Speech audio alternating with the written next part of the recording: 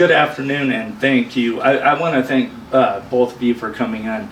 On behalf of Veterans of Politics International, it means a lot for us, for you two to drive all the way in from Boulder City, so we greatly appreciate that. Just to give you a brief overview of this process, we'll start by having the panel members. We'll introduce ourselves. And then both of you will be given an opportunity to introduce yourself and why you're seeking office. We wanted to keep in mind that this is not a debate, it's an interview. So if you two would please not debate each other, just direct all your answers to the panel members. Once a panel member asks a question, you'll be given 4 minutes to answer.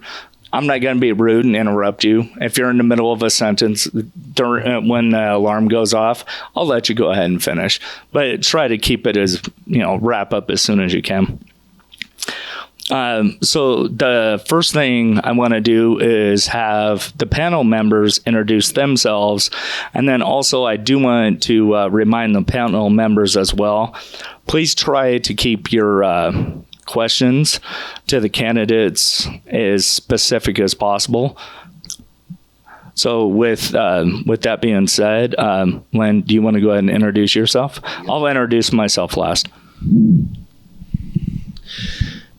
Hello, I'm Len Connell. I'm president and CEO of RLC Veterans Assistance in Las Vegas and Veterans Assistance Angels, which is a 501c nonprofit in Las Vegas.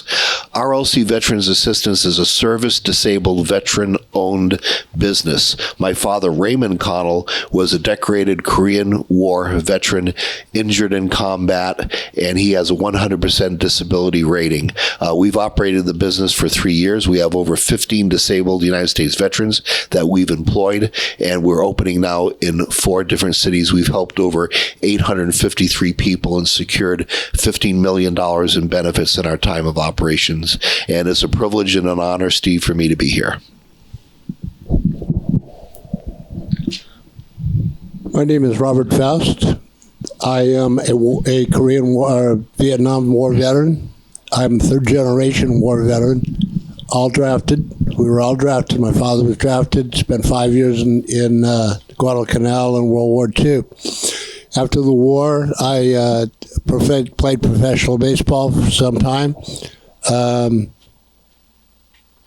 an author. I've written 2 books. One of them is called Last Draftees. It's a novel about the Vietnam War, and I spent 4 years in penitentiary for marijuana smuggling. So I'm no stranger to the law and order end of business. Other than that, let's go. Okay, so my name is Jim Jonas. I have been involved with Veterans in Politics actively since 2008. First met Steve Sanson in 2007 at a meet and greet for a congressional candidate. And while I have not served in the military myself, I have several family members that have, and I do honestly believe that veterans need civilian advocates. And so I'm a very proud member of this organization. I'm director of Veterans in Politics, and I got that title just because of my involvement. And I also co-host the internet talk show with Steve, and I've had the opportunity to interview a lot of candidates, and I'm looking forward to this interview as well. And with that being said, if Mr. Mayor wants to go ahead and start, if you can just give a brief bio about yourself and why exactly you're running to be reelected. Thank you. And I want to thank Veterans in Politics for the opportunity to do this interview. My name is Kiernan McManus. I'm a native of Boulder City. My parents had moved out there in 1953. My dad was a school teacher and continued to teach at the high school for about 15 years. unless you do spend a lot of time in Boulder City, I think a lot of folks just think, well, it's just a nice little town. And it certainly is that. But there are a lot of people who spent a lot of time and hard work to get it that way. And that's what motivated me to run for city council in 2017 and then mayor in 2019. I think that our town is a special place and it's very much worth preserving. That's what I try and do as mayor there. What can we do to improve the town? How can we make new things happen but still keep our history and the specialness of Boulder City? Thank you. Well, thank you. Dr. Hardy? Thank you, Jim. I just have to say thank you, Mayor, for your service. Appreciate the city council, and over the years, I'm a newcomer to Boulder City. I've only been there 40 years. So you have me beat by a few years.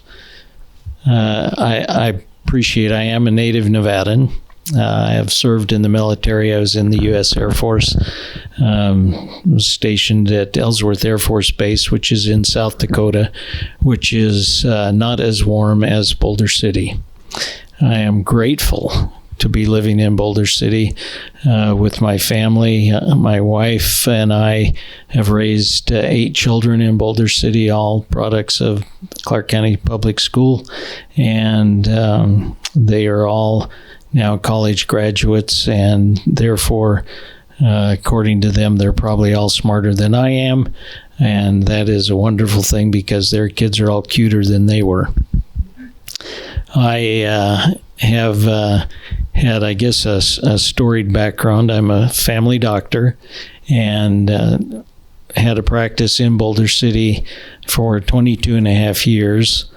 Was elected to the state assembly in 2002, and the 2003 session went some extra time, and after we got back from about 6 months instead of 4 months, it seemed like we had a challenge, and my wife told me I had to get a job in order to be able to not have to pay overhead, and so I got a job with Healthcare Partners then. And then subsequently, after 8.5 years there, I've been with Touro University on the faculty and now Associate Dean of Clinical Education at the medical school there at Touro University. So I'm an MD at a DO school, and it's been an adventure that has been fun, teaching medical students and enjoying that immensely. I have been elected to the Assembly and served 8 years there and then 12 years in the Senate. So I was elected into the Nevada State Senate in 2010. I enjoy Boulder City. I am termed out as a senator come this November. I still enjoy the people of Boulder City. I enjoy serving the people of Boulder City. And I decided to run for the office of mayor, and I enjoy the people and all the thought processes that go into that process of serving on the city council and as mayor. Thank you. Robert, did you want to start with questions? Mr. McManus. What do you think is the biggest challenges coming up now for the mayor for the new term? Well, the issue in Boulder City always seems to be how much do we grow? And again, that was my motivation for running for city council and then mayor, is how do we manage that the way we have done over the past 40 years? We live in Southern Nevada. We know that growth is something that has been essential to the economy in Southern Nevada. But Boulder City citizens had made that decision to grow very carefully and very slowly. And I think that's critical to us. We are seeing encroachment from the city of Henderson into the area of Boulder City. How are we going to be able to manage that and still keep what so many people in Boulder City value, our open space, our ability to use that open space for recreation purposes? As far as financially goes, we came out of the pandemic in pretty good shape. Something that Boulder City started many years ago was leasing land for solar energy production. That has been a growing part of our revenue for the city, allows us to keep our property taxes very low, allows us to do other projects within the city. Currently, that revenue accounts for about 40% of our budget. So we've also received funding from the federal government under the CARES Act that President Trump had initiated and the American Rescue Plan that President Biden had done. We're looking forward to doing some projects that, quite frankly, may have been neglected in the past. So I think those are the challenges we're looking at right now, and how do we keep improving our city by still retaining our small city qualities. Thank you. Mr. Hardy, seeing how you're an MD, could you give us a slight evaluation of the pandemic and what you think about the masks and the shots, and how bad has the CDC handled this?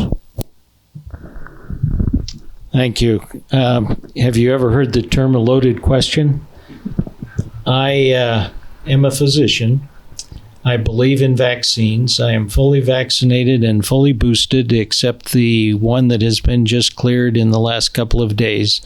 I fully intend to get that one as well. I think the liberty and the freedoms of people to do that was, or to not do that was grossly overestimated. So when people are forced to do something, they have challenges with doing that. So I think the mandates many times are problematic, and at the same time it is heartening to see that many people have decided to get vaccinated. I use the example of the Nevada State higher education, for instance, which required a mandate for students to be vaccinated as well as faculty and staff. Faculty and staff were vaccinated to 91% of the faculty and staff percentage-wise. And then the mandate ran out for the students to have to be vaccinated in order to enroll. And at the very time, in December 21st, when we had our legislative commission, which I sit on, there was a vote brought up for a regulation. And the regulation said that the student had to prove immunity in order to be able to enroll in class or in the university. And as we well know, there is no proof of immunity that anybody can do, because that is the very time where the Delta and the Omicron variants came about with the COVID-19. And they were getting sick, they were getting hospitalized, even dying, even if they had been vaccinated. So vaccination is not the proof of immunity. And recognizing that if we feel like the vaccine is proof of immunity, we are putting ourselves in a difficult position. Masking obviously has helped internationally. It helped here. It was fascinating, the first study that came out that proved that there was respiratory spread was in a restaurant where people were infected and got sick when they looked at the airflow.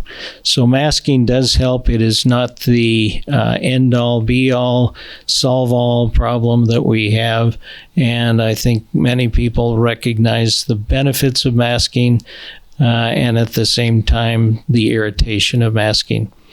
When the governor said that everybody should do masking and social distancing. That was probably two of the things that helped more than anything else to decrease our numbers. When Omicron came out, and it was at the time where we had the legislative commission voting on whether or not to extend the mandate of students, and it was a 6-6 tie, therefore it failed. I was one of those that said it shouldn't be mandated, and the students shouldn't have to prove they were immune. And so that failed, and fortunately enough, it was just weeks after that where Omicron was recognized as, although very infective, it was not as lethal, I'll call it, as some of the other variants could be. So yes, I believe in vaccines. Yes, I think people have the right to refuse. And yes, I think that we have opportunities now to have treatments that we didn't have before that will give everybody a little bit of comfort in knowing that even if you get the vaccine, even if you get the infection, there's hope for treatments. Thank you.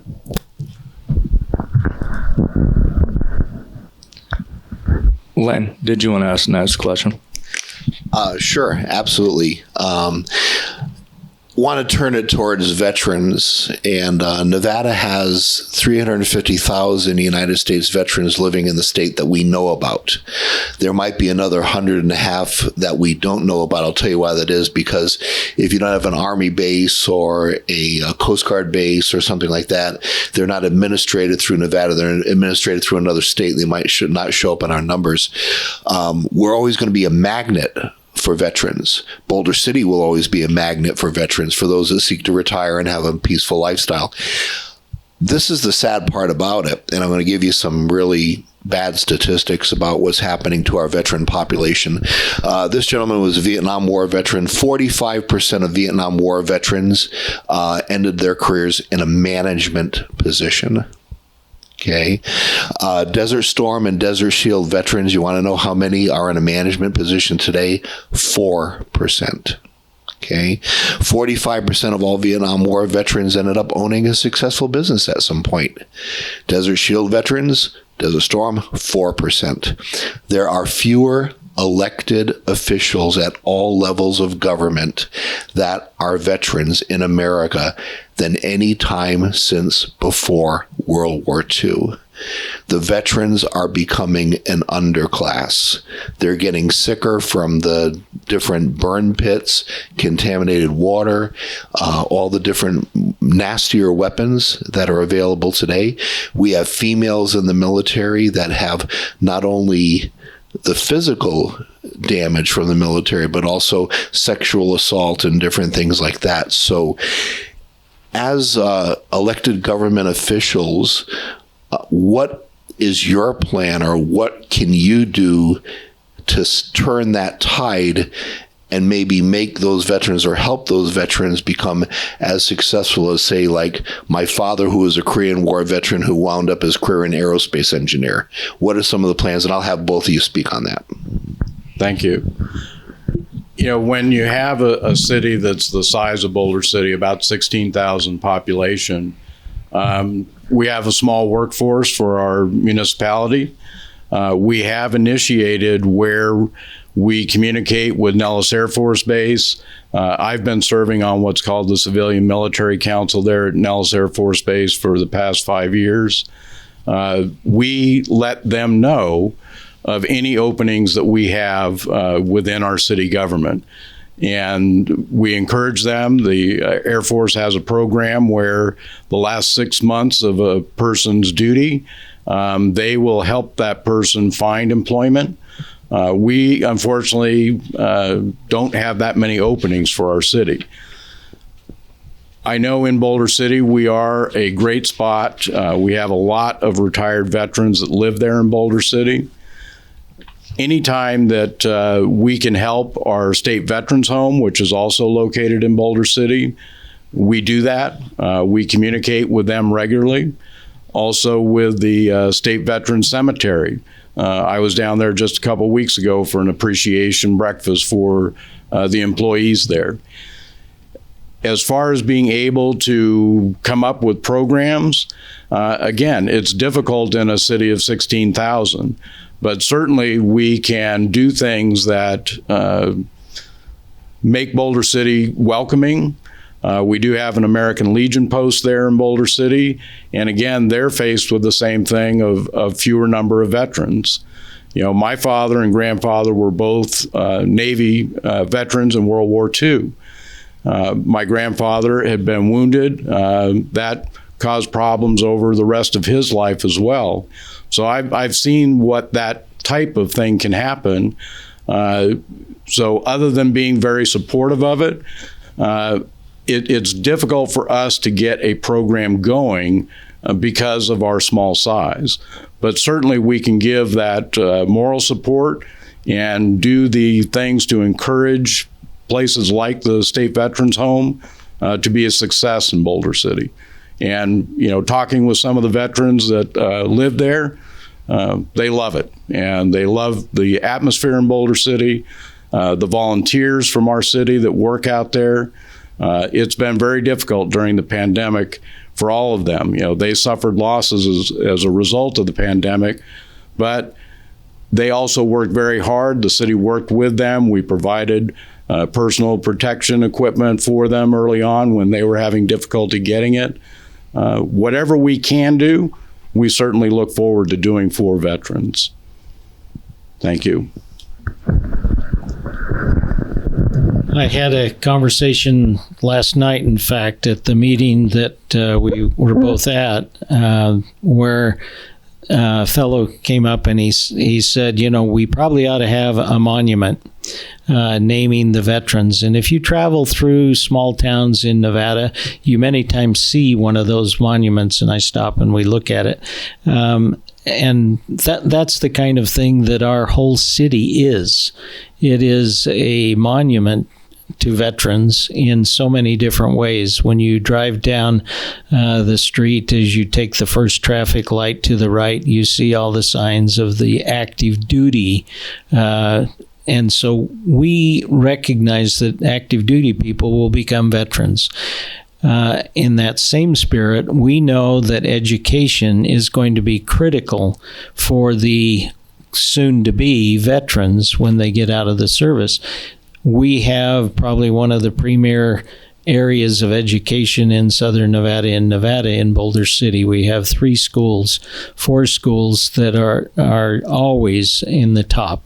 We have parents who care about their education, and if we train our youth to be respectful, patriotic, and willing to serve, then that will translate into service, likewise into the concept of being able to serve and therefore become a veteran. So I think it starts well before the fact that a person is a veteran, but get the spirit of that whole process. Recently appointed as one of the members of the legislative advisory committee for the cemetery. I look forward to having those kinds of conversations. My wife has a mother and a father and a brother who are interred at the cemetery, the Veterans Cemetery, and I don't know that there's a better, more peaceful place to walk and to wander than on the grass and the paths of the Veterans Cemetery. It truly is a wonderful place. And we have people from all over the valley come with their families. And when you're just walking around the cemetery, you're going to find those people usually aren't from Boulder City. They're from all over the valley. And it's great to have that presence there in Boulder City. We honor the veterans and appreciate what they do.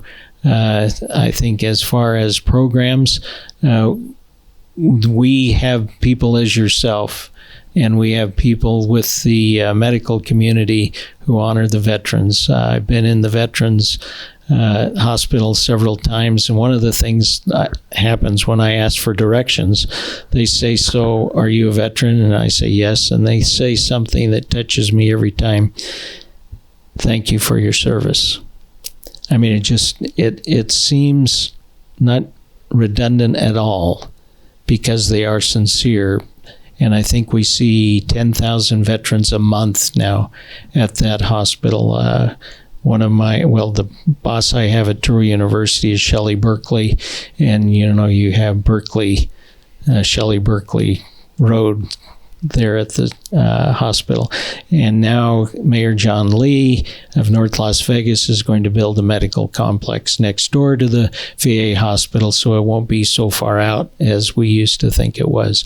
So everything that we do in Boulder City is patriotic. I mean, that's what we do. It's been a wonderful, no matter what party you're at, no matter who you're winning with or against, we get together when it comes to those kinds of ceremonies. And I appreciate the attitude that we have towards veterans.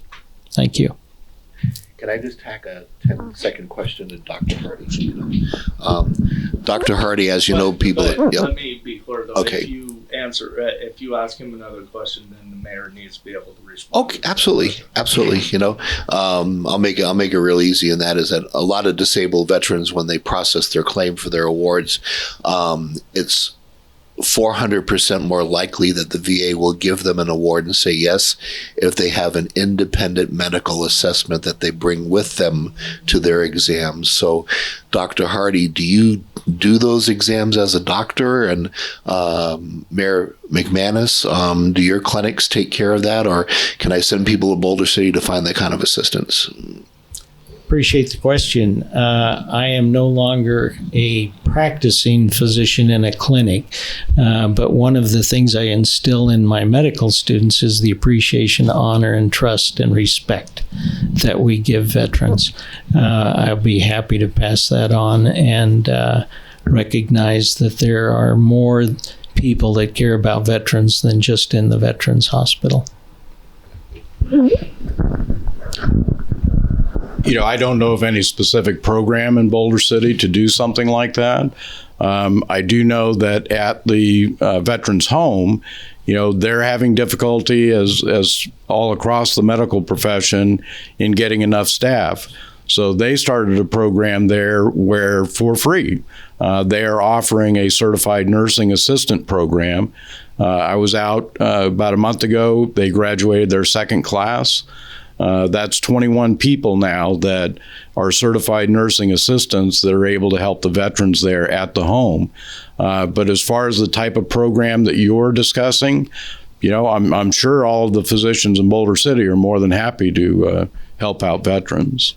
Can I just dovetail something on Mayor McManus? Because I know I asked you a doctor question, sir, and that's kind of loaded, so I'll give you kind of a mayor question. But years ago, they used to have the Boulder City Senior Center, and they used to have, doctors and people that would come there and kind of take the load off, because the challenge with the veterans is that most of everything they need, they got to go to the base, which means take a 35-mile drive up north over here to the Apex.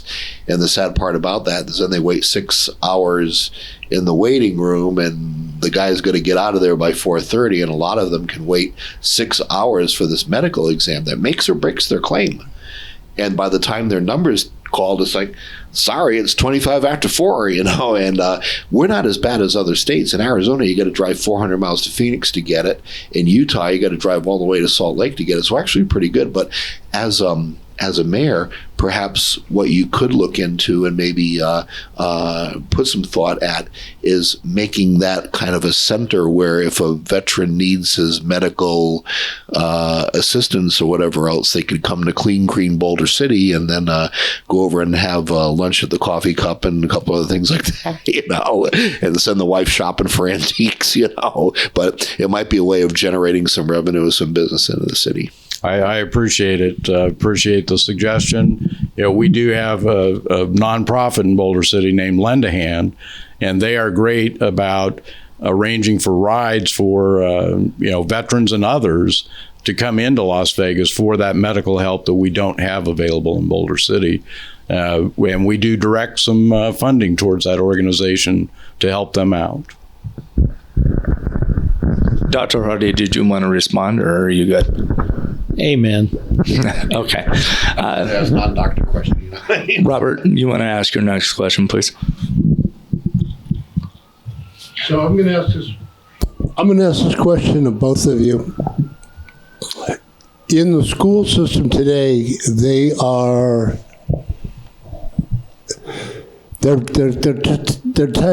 tested by what they're teaching, and I'm a basic believer in reading, writing, arithmetic, maybe driver's ed for older children, but the sexual thing about boys and girls, could you both expound a little bit about that, about what you think? Should teachers be actively sexting minor children?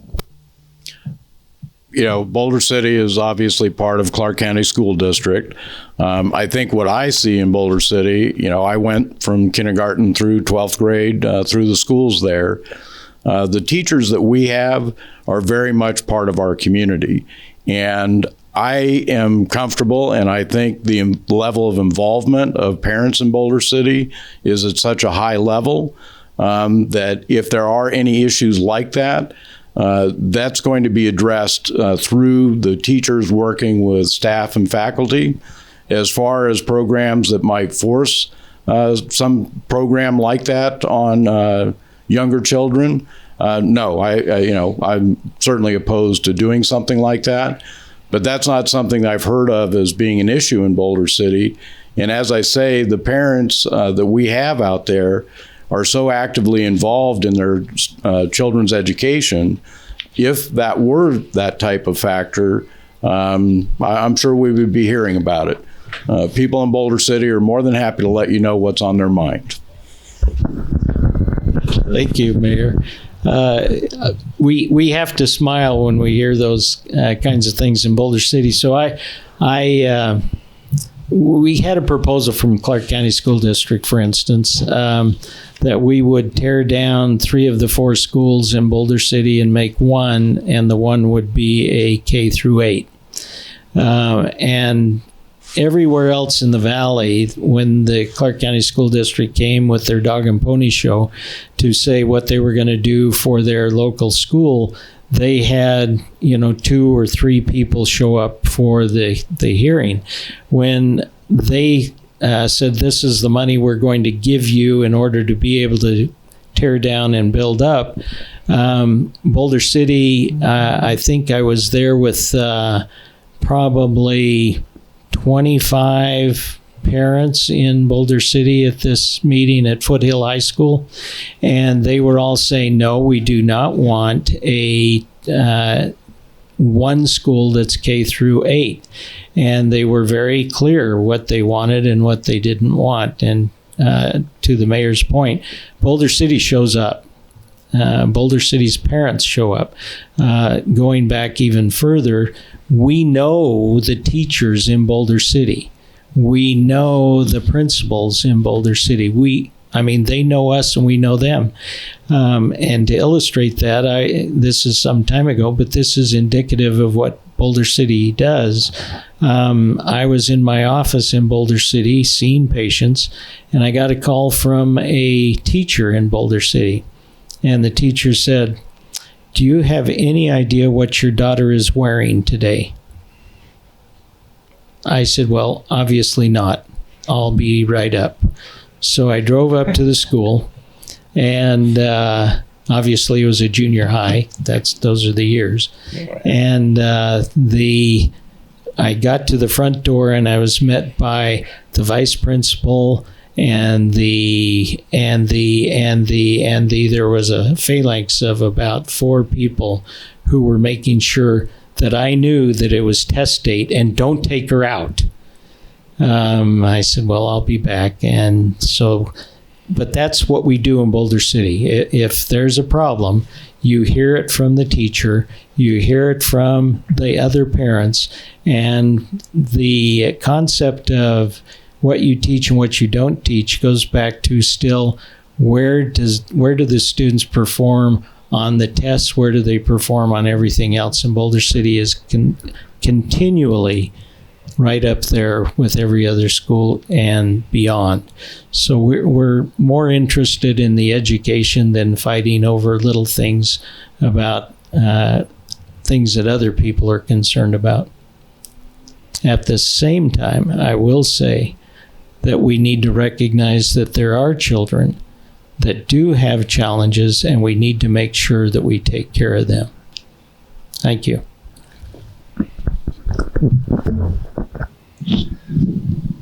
All right. Well, I have kind of a loaded question, and I'm going to direct it towards both of you.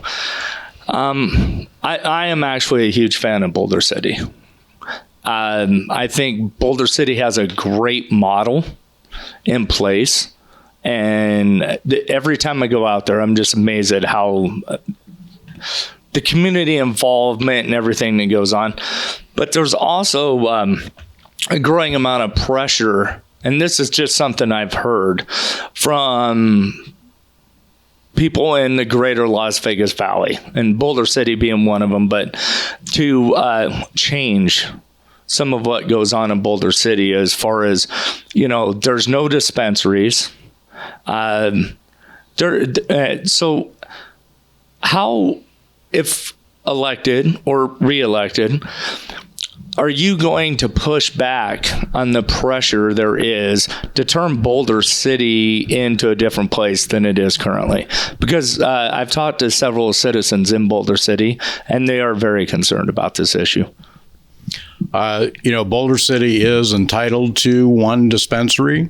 That was a decision made years ago by City Council to not issue that permit. Quite honestly, that's not an issue that I have heard from people.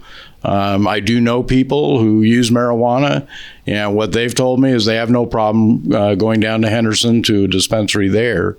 But that's not a particular issue I've heard.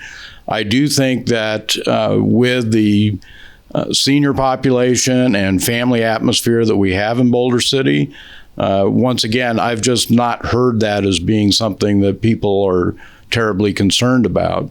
The marijuana was made legal here a long time ago now. I don't use it. I have no problem with those that do, but it's just something that I've not heard of as being an issue for Boulder City, a concern of people there. Again, if it's legal everywhere. We don't try and keep things out, although, the first 40 years of Boulder City's history, there was no drinking allowed. Matter of fact, if you were caught drinking with alcohol, you lost your job and you lost your place to live. That was a little bit over the top, I think.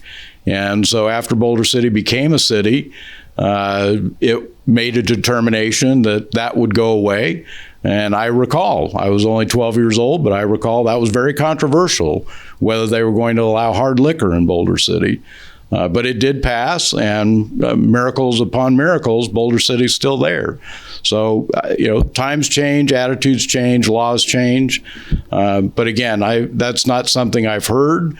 And as far as when we hear about, well, they're doing this in Las Vegas or this is happening over here, until it's something that becomes an issue for our residents, Vegas can be Vegas, and it's a fabulous place. I've lived here, worked here, done all of that. But we're Boulder City, and we get to make our decisions out there.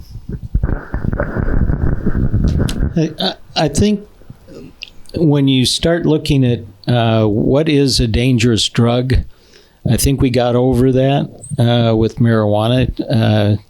We know that if you drink too much alcohol, you're driving under the influence if you so do. All of these, I'll call them psychoactive things, there's probably a sweet spot about what is ideal and what's not. So I helped 2 medical students, for instance, do a research project on the blood levels or the levels at which you would become inebriated. But bottom line, the science is not really good. And so we're in the infancy of understanding marijuana. Boulder City, I think, is conservative enough that they're not interested in doing something that they don't know everything about that they think they should. So I think that's something that's going to be down the road. When you say clean green Boulder City, it's green, but it's not necessarily green with that kind of green. I think that's going to be an issue that's down the road. I don't know what's going to happen with all of the science, but one of the things that concerns me and concerns everybody in the health field is the challenges we have with fentanyl. And with dangerous drugs. And when you look at what fentanyl does to somebody who's been using drugs or who buys a Percocet that they think, that's a brand name, they think is clean, and it has a very small amount of fentanyl in it, they can actually die. So I think and I'm going to just morph that conversation into the reality of what we can do.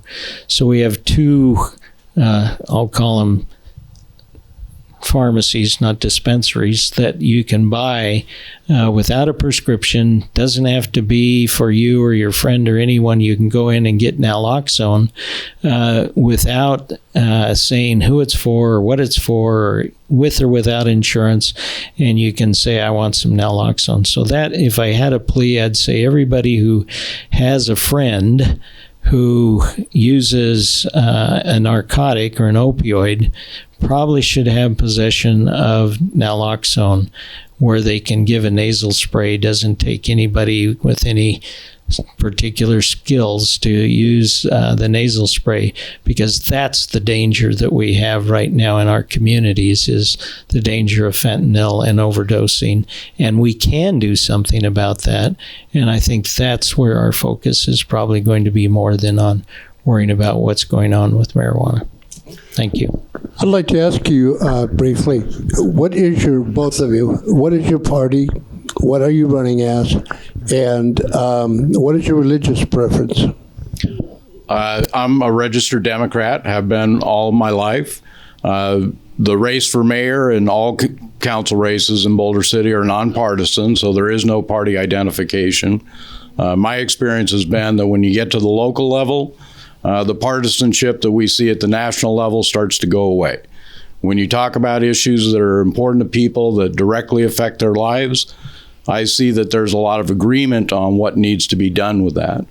My religious affiliation, I was raised in the Catholic religion. I do attend church occasionally, but not very often. I hope that answers your question. Yes. Thank you. I am a Republican. This is a nonpartisan race. When I was in, and I'm still in the Senate, so I'm in the Republican caucus in the state Senate, and it is a nonpartisan race in that it was when I was in city council literally 22 years ago, and I got out my philosophy of running from 22 years ago in 1999. I guess it's more than that, isn't it? And I looked at it and I said, it's the same philosophy I have today. It's that acceptance, that respect for all people, for where they're at and what they're doing. So this is how I'll say it. I used to be a Mormon, and the president of the Church of Jesus Christ of Latter-day Saints said, you shouldn't use that word anymore to describe yourself. You're a member of the Church of Jesus Christ of Latter-day Saints. So that's who I am, and that's what I do. Thank you. Yeah, we got time for one more, Len, if you want to ask one more question, and then that'll be the last question, because we need to get to the other interview. Just want to make one observation. We talked about LGBT a little bit. One of my key employees is a transgender female. Started as a male, was in the Air Force, worked as a paymaster at Air Force Base, worked for Governor Schwarzenegger, became a woman, and basically lived under a freeway underpass until she met me. And today she actually runs a division of my company. She makes a six-figure income. Going into that, where government comes in, I'm going to ask you guys a tough question. The doctor might know more about it than the mayor, but it's an opinion, and that is that with government making it more lax now to identify as a transgender, or a male that wants to win in female sports can become a transgender, or someone can come out as a lesbian or as a gay person or whatever else. The question becomes, do you believe that people are born LGBT, born homosexual, born transgender, not transgendered, okay? Or does society, or maybe an authoritative government, public school, whatever else, can they say socialize a person into considering becoming transgendered or LGBT or gay or lesbian? And I'll let you guys chew on that for a while. Thank you. I grew up with a set of identical twins. And, there's always this, is it hereditary or is it culture? What affects people? And so these are identical twins. They had obviously the same genetic makeup. They were different people. What I've come to live my life as is I don't identify people by whatever that type of trait may be. I may identify that person as somebody who volunteers regularly, who helps others, who's a good worker, who's all of those things. But as far as being able to identify people because of a preference like that or something in their genetic makeup, that's not my decision to make. If there is a supreme being and created all that we have, that supreme being also created those folks as well. So I just look at it as, I'm going to accept each person as I see them, as I find them, and how they perform in society. That's all that I'm really interested in. As far as what they do as a person, that's their life. And I think people should give others respect for that. Thank you. Can I answer? Oh, yeah. No, absolutely, Dr. Hardy. I had an interesting experience in a report to a group of people. I did my report, and there are about 300 people out there, and a lady in the very back got up and said, "Why did you vote for allowing a man to go in a girl's bathroom?" And I had this deer in headlights look, and I thought, I'm not sure I ever did that, and so the person who was on the stand with me said SJR 8, and I can't keep track of 1,200 bills every session by their number, and he said the Equal Rights Amendment. I said, I believe that people have equal rights, and I'm not going to apologize for it. I believe that people should have equal rights. And that's what it really comes down to. The individual has rights, and we cannot take the rights of people away. And that is who we are. We believe in freedoms, and we believe people should have their freedoms. So do you believe that a male should be able to use a female bathroom? So to answer your question specifically, if you have identified yourself in such a way that you are not the person that should be in there, then you should not be in there.